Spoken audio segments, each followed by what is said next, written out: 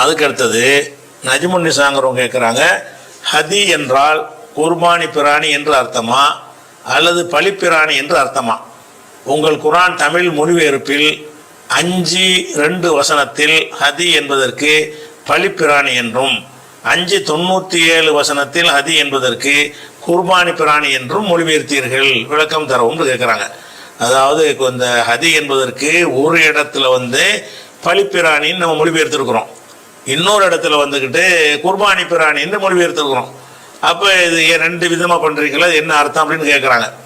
முதல் விஷயத்தை வழங்கி கொடுக்குற விஷயம் என்னன்னு கேட்டால், இந்த குர்பானிங்கிறது அது மார்க்கத்தில் உள்ள ஒரு சொல்லே கிடையாது. இந்த ஆடு மாடுனா அறுக்கிறவங்களுக்கு ஒரு குர்பானியா?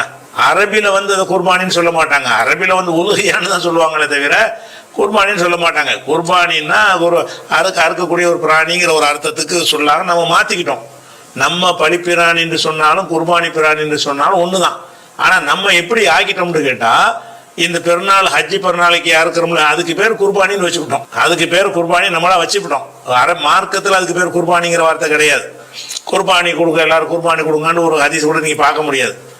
என்னதான் இருக்கு, உலுகையா கொடுங்க, அதாவது குர்பானின்னு நம்ம சொல்கிறோம்ல, அதை உலுகையா கொடுங்கம்பாங்க. இந்த ஹஜ்ஜில் போய் கொடுக்குறாங்கல்ல, அதுக்கு ஹதி கொடுங்க அப்படின்னு சொல்லுவாங்க. அந்த மாதிரி தான் இருக்கிறது. அந்த குர்பானிங்கிறது பலிப்பிராணிங்கிற ஒரு அர்த்தத்துலையும் அது பயன்படுத்தப்படும். இருந்தாலும் இந்த ஒரு ஹதி என்பதற்கு விளக்கமாக ஒரு ஆய்வு கட்டுரை போட்டோம்ல, அது போடும்போது என்ன செஞ்சிட்டோம்னு கேட்டால், நம்முடைய தமிழாக்கத்தில் அதை நீங்கள் புஸ்தகத்தில் உங்களுக்கு இப்படி பார்த்துருப்பீங்க.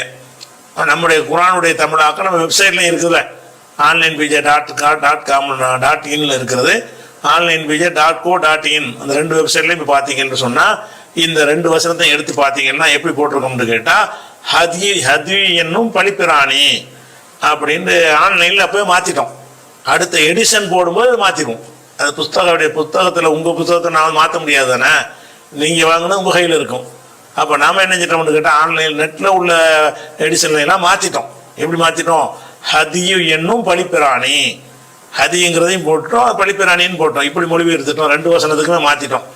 அதை அடுத்த எடிஷனில் இன்ஷா அல்லாஹ் என்ன செய்வோம், அதை மாற்றிடுவோம்.